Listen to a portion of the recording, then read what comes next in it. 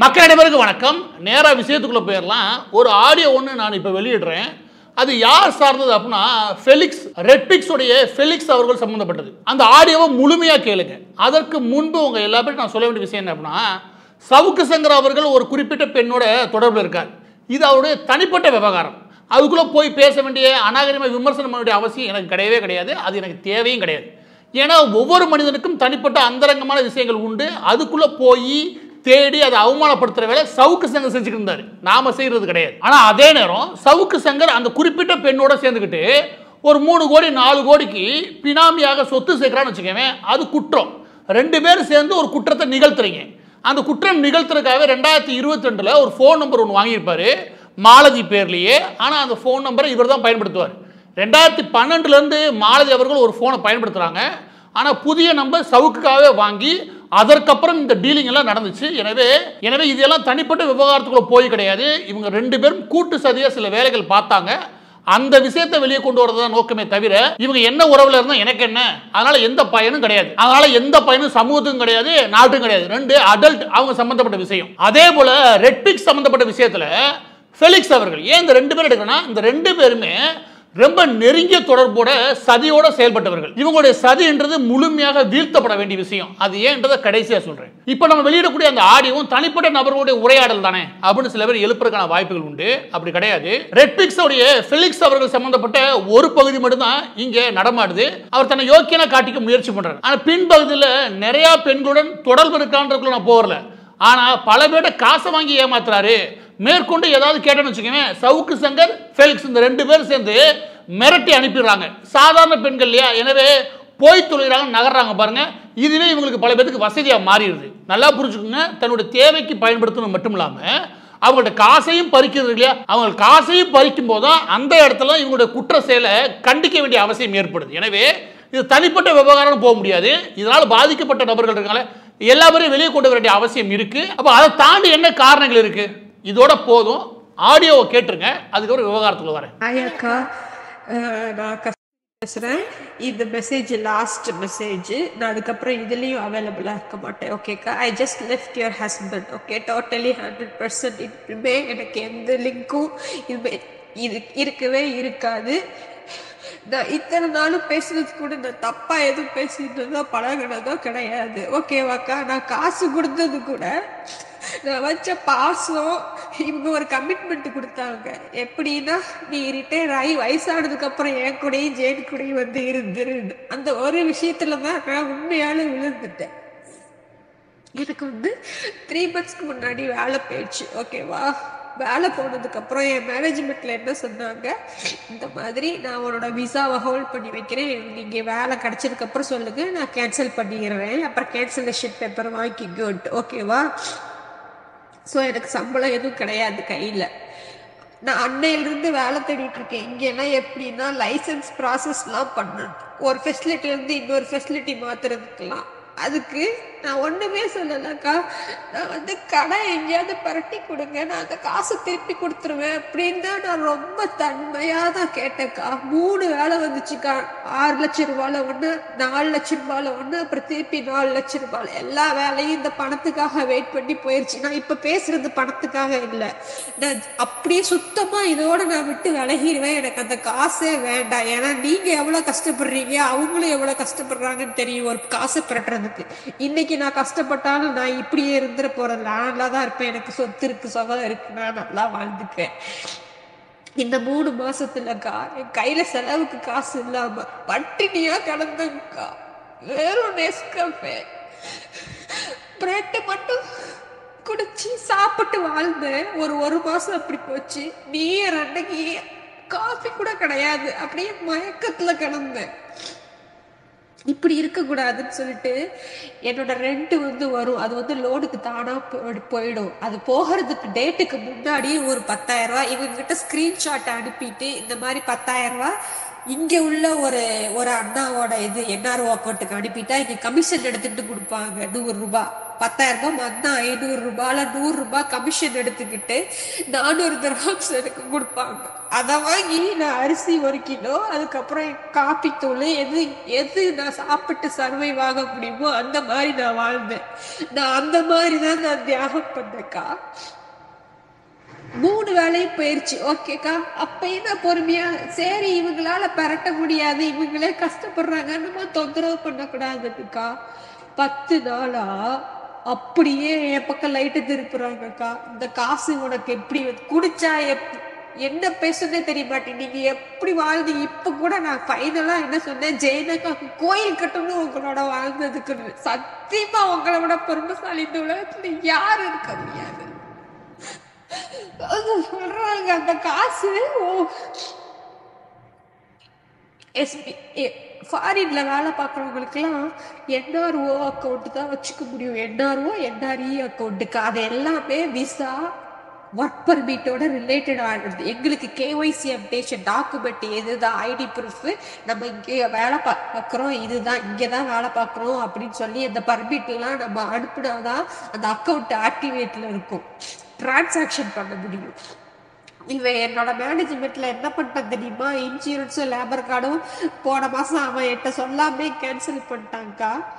நேத்து நான் பணம் முந்தா நாள் ஒரு 15,000 ரூபாய் அப்ப மாத்திரலான்னு சொல்லிட்டு, இதே மாதிரி செலவு காசுன்னு சொல்லிட்டு மாத்திரலான்னு சொல்லிட்டு மாத்துறேன். எனக்கு KYC அப்டேஷன் இல்லை, அதனால நீங்க புதுசா எல்லாம் சப்மிட் பண்ணணும், நீங்க வேலை பார்த்தது. ஏன்னா இப்ப நான் புதுசா எல்லாமே ஐடி ஒர்க் பெர்மிட்லாம் வாங்கிட்டு நான் அதை அனுப்புனாதான் என்னோட வித்ட்ராவல் டிரான்சாக்ஷன் பண்ண முடியும். அக்கௌண்ட்டுக்கு பணம் மட்டும்தான் போகும், என்னால எதுவும் பண்ண முடியாது.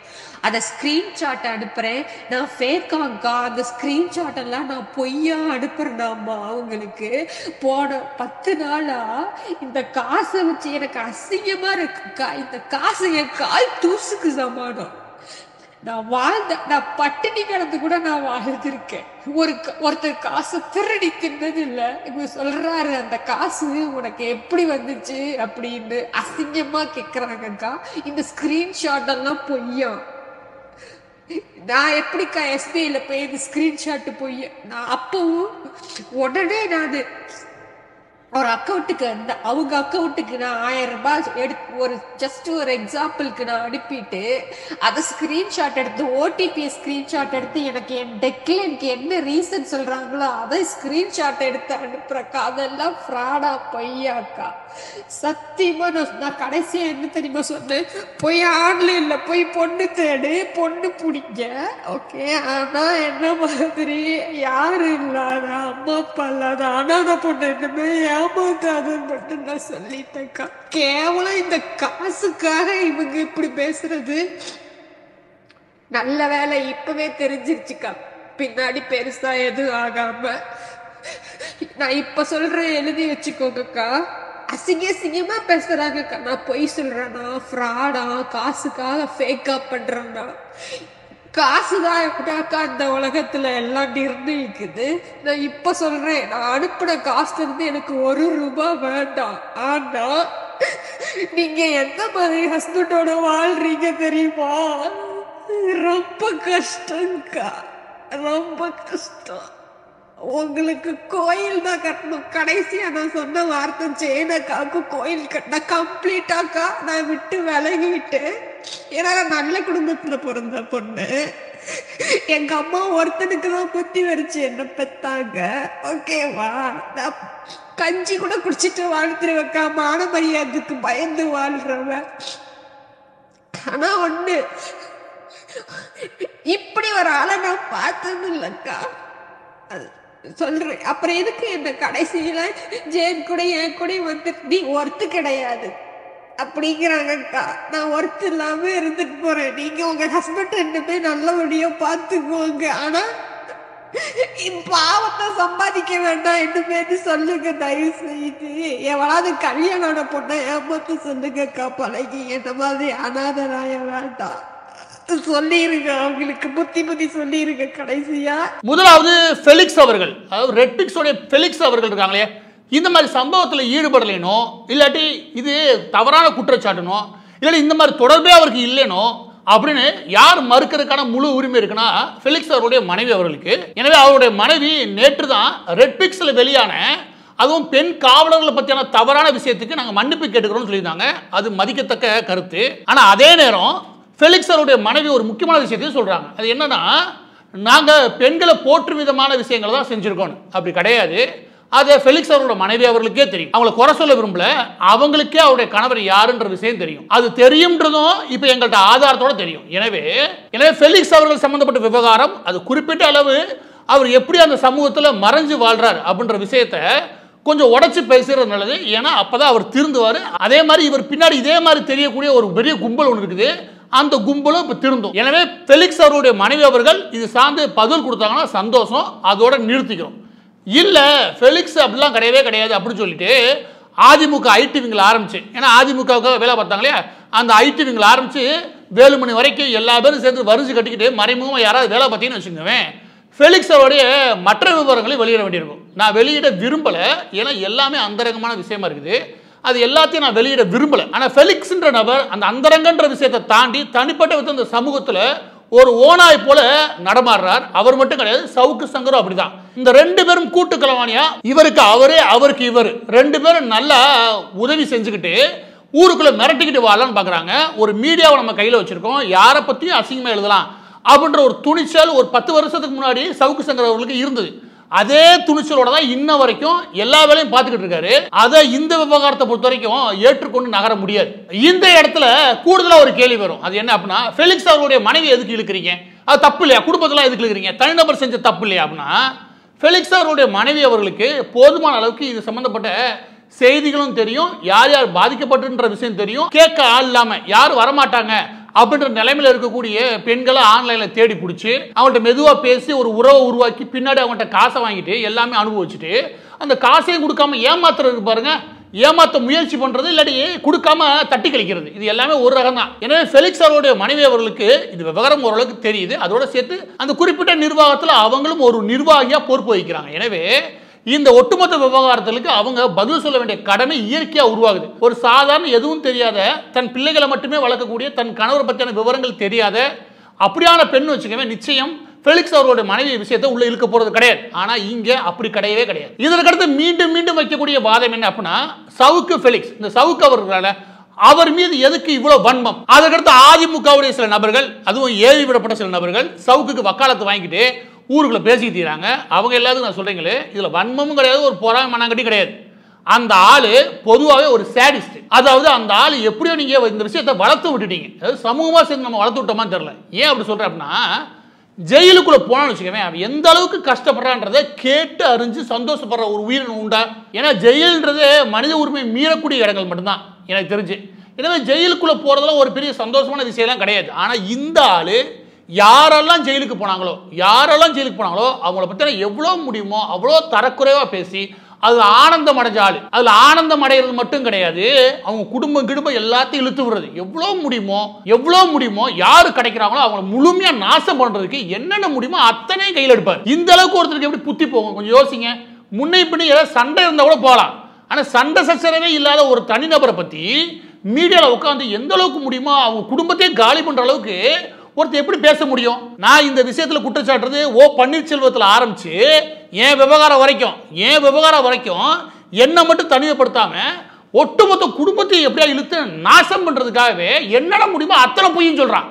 அவன் பேசுறதுல 5% உண்மை கிடையாது. வெளியே வந்து பார்த்தா 95% பொய். 4 சட்டை எடுத்துக்க வேண்டியது, மடிச்சு உள்ள வச்சுட்டு ஊரா எல்லா சேனல்ல உட்கார வேண்டியது, உட்காந்து அவன் இஷ்டத்துக்கு கதை பேச வேண்டியது. அதே வேலையை எல்லா பேருக்கும் பண்றான். அப்போ அடுத்த குடும்பம் எந்த குடும்பம் நாசமானும் பரவாயில்ல, ஒட்டுமொத்த குடும்பமும் நாசமாயி போனாலும் பரவாயில்ல, அவனுக்கு தேவை அந்த தேதியில் அவங்க எல்லாரும் கஷ்டப்படுறத பார்த்து சந்தோஷமா ரசிக்கணும், அவ்வளவுதானே. இந்த ஆள் ஒரு சைக்கோ எனக்கு தெரிஞ்சு. எனவே பதிவோட இறுதியாக நான் சொல்ல வேண்டிய விஷயம் என்னன்னா, சவுக்கு சங்கர் மீது ஒரு பயம் இங்களுடைய நிறுவனத்தினர், இங்களுடைய அரசியல் கட்சியினர் சில பேருக்கு இருக்கவே செய்யுது. அவர் வெளியே வந்ததுக்கு அப்புறம் நம்ம பக்கத்தில் வச்சுட்டு கதை சொல்லலாமா அப்படின்னு நம்பக்கூடிய நபர்களும் இருக்காங்க. இது ஒரு கீழ்த்தரமான புத்தி. இந்த புத்தியில அதிமுக முதலாவது வெளியே வரணும். இன்னும் சில பேர் வெளியே வந்தா நல்லது. ஏன்னா சவுக்கு சங்கரோ ஃபெலிக்ஸோ இந்த ரெண்டு பேரும் செய்யறது ஊடகம் கிடையாது. அவங்க ரெண்டு பேரும் சேர்ந்துக்கிட்டு ஒரு குறிப்பிட்ட நபரை அடிக்கிறதுக்காக திட்டமிடுறாங்க. அதற்காக திட்டமிட்டு சில தந்திரமான வேலைகளை பார்க்குறாங்க. அதற்காக இவங்க கதைகளை உருவாக்குறாங்க. ஒரு 1% மட்டும் இருந்தால் போதும், அதில் 99% கதை சொல்றதுக்கு சவுக்கு சங்கர் தயார். இந்த மாதிரி பொய் சொல்றாங்க அப்படின்னு நீங்க பதிலுக்கு அவங்க பொய்யை உடைக்கும் விதமாக ஆன்சர் பண்ணிட்டு போங்களேன் அப்போ நீங்கள் சொல்லலாம். அந்த வரை நீங்கள் புரிஞ்சுக்கோங்க. உங்களை எதிர்த்து ஒரு பொய் சொன்னால் பதில் சொல்லலாம், 2 பொய் பதில் சொல்லலாம், 3 பொய் சவுக்கு 100 சொல்லுவேன், 100க்கு பதில் சொல்லிட்டு இருப்பீங்களா? இதுதான் இவங்களுடைய பெரிய ப்ளஸ்ஸே. எவ்வளோ வேணால் பொய் சொல்லுவோம், முடிஞ்சா அவங்க பதில் சொல்ல சொல்லுங்க, அது நீதிமன்றத்தை வந்து பார்ப்போம். இந்த தைரியத்தில் தான் ஃபெலிக்ஸ் சவுக்கு சங்கம் இந்த கூட்டணி பெரிய லெவலில் இத்தனை வருஷம் பயணமாச்சு. பாதிக்கப்பட்ட நபர்கள் சார்பாக தான் இதை வெளியே கொண்டு வரும். எது இந்த கும்பலுடைய இன்னொரு பகுதியை வெளியே கொண்டு வர வேண்டியிருக்கு. அதுலேயும் பாதிக்கப்பட்ட நபர்களை தான் கொண்டு வரமே தவிர அவங்களோட தனிப்பட்ட அந்தரங்க வாழ்வு விஷயத்தை கொண்டு வரல. அப்படி கொண்டு வந்தோம்னு வச்சுக்கோங்க, மிக அருவருக்கத்தக்க நிறைய விஷயம் எங்கிட்ட இருக்கு. எனவே சவுக்கு சங்கரோ ஃபெலிக்ஸோ இவங்கெல்லாம் மீடியா பர்சன்லாம் கிடையாது. இவங்க ஒரு கூலி படையினர். ஊரை மிரட்டி தங்களுக்கு தேவையான விஷயத்தை சாதிக்க முயற்சி பண்ணுது. இதுக்கு சித்தாந்தம் கிடையாது, ஒரு மண்ணாங்கட்டியும் கிடையாது. இந்த மாதிரி நபருடைய வளர்ச்சின்றது பத்திரிகை துறையில் உண்மையிலே பத்திரிகையாளர் இருந்து 4 நல்ல விஷயத்தை தோண்டி வெளியே கொண்டு வர நினைக்கிறதுக்காக உழைக்கிறான் பாருங்க. அவனுக்கு பேரு புகழும் கிடைக்காம இந்த மாதிரி கதை சொன்னா கிடைக்கும் போது நினைச்சு வச்சுக்கவே பத்திரிகை துறையே கெட்டு போகும்.